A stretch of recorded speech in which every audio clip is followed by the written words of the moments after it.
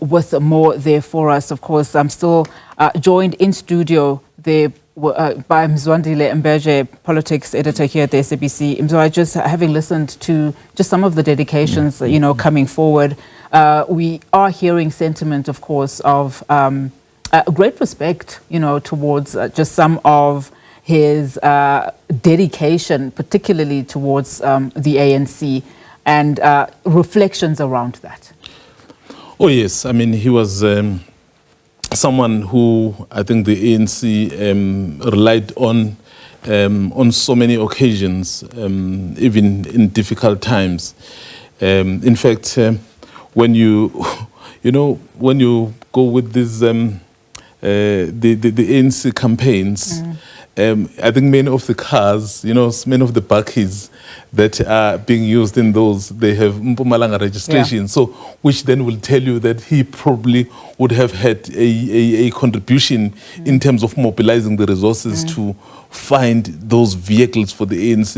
Every time there's a big ANC event, you cannot miss those bakkies, which are almost all of them in their numbers have the MP number plates. I think that happened during his time. So then that tells you here he was someone who also wanted to ensure that despite the difficulties that the party was going through, but it did have resources to be able to carry out its responsibilities. So that is part of really the contribution that you may have seen. And even the Unati, even the internal dynamics, perhaps within Mpumalanga itself, those kinds of fights with the alliance there.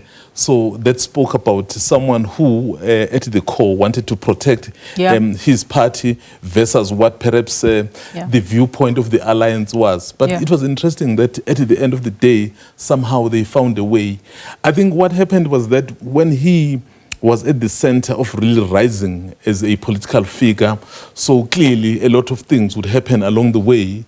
But at the end, he then fashioned himself as the unity man, as someone who wanted to then bring people together. I mean, even perhaps before you even come in, even the issue of Julius Malema, that he actually wasn't done trying to persuade Julius Malema to somehow come back to the fold, to the ANC. I want you to hold those thoughts, and let's welcome political analyst Khanyi on the line, Khanyi Magubane. Khanyi, a very good afternoon to you. Just, of course, hearing these news, we've now got an official statement by the ANC following the death of former Deputy President David Mabuza. Your reaction? Well, actually, I think we are all just as shocked because, since 2003, David Mabuza has very much been out of the public eye, due to a number of ill health that have, been affecting him. But if we are looking at his legacy, it's very much steeped in Mpumalanga. We know that he was the Premier of Mpumalanga, for several years, at least 11 years. And he's got a mixed legacy. While many may hold him in high regard as having mobilized and really strengthened and solidified the ANC's presence in the province, but he was also a very feared man. One who was always and constantly embroiled in many hearsays, that included the disappearance of people, ruling with an iron fist.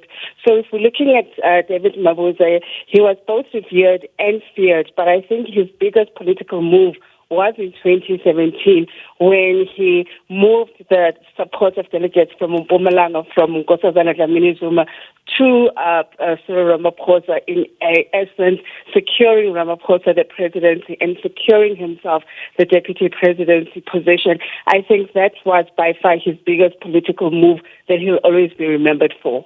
And can you perhaps take us back to that time, not too long ago, in fact, when he stepped down as deputy president after, of course, having issued that letter to the Speaker of Parliament, the then Speaker of Parliament, Nosiviwe Mapisa Ngqakula, to step down as an MP.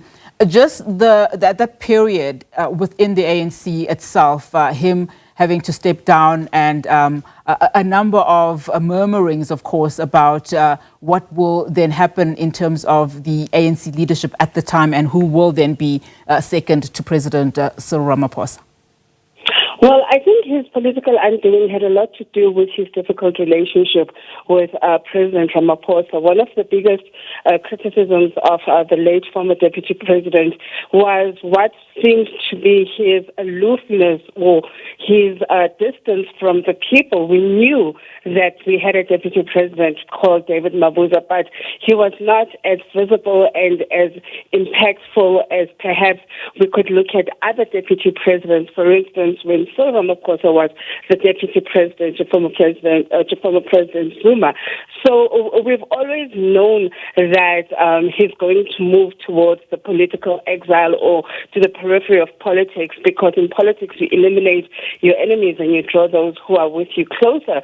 So at that time, when he moved away from the public eye, of course, he was embroiled in a number of scandals, and I think at some point he even took issue with it and released statements saying without evidence his name is being tarnished, taken through defamation of character. But I think that his political demise was always expected because of that difficult relationship.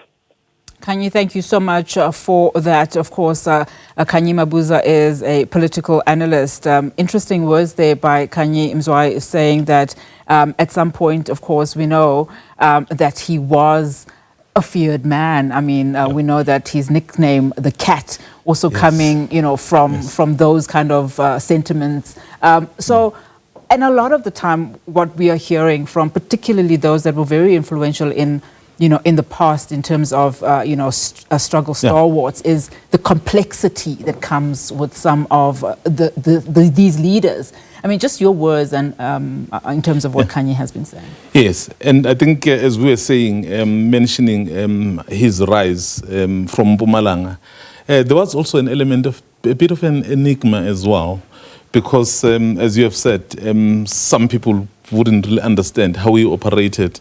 And so clearly he had a number of fights. And I even remember one of the fights that he had with another former Premier of Mpumalanga, Matthew Sposa. And I think it ended up having to court because perhaps some people did not like his style, and the political opponents.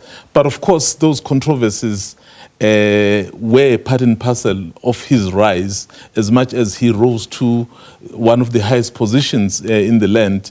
So clearly what made him are all those elements from the complexity of perhaps engaging with individuals in his own home province, to him putting together the so-called Premier League, where the premiers of the different provinces deciding to come together. In fact, in this instance, I think it was Isma Khashule, it was the Premier of the Northwest then, and then it was himself. And of course, as much as Paul Mashatile was not the Premier, but he was the chairperson of Gauteng. So all of those chairpersons coming together to try and salvage some sort of unity towards the ANC, because clearly the ANC, let's be honest, never became the ANC everybody knew since 2007. And many of these characters, including him, were central in this, because every time the ANC would go to an election, so they would take a particular route, there would be a particular faction. I remember him when he decided to say he was now engaging in a unity project, saying every faction he had been party to always emerged. But then the question was, at what cost? Yes, you have won as this particular faction, but at what cost to the movement? And I'm sure those weights, when the ANC dipped to 40% last year, perhaps rang so loud to people like him to say, yes, we contributed perhaps to this decline. Yeah, absolutely. So let's pause for now.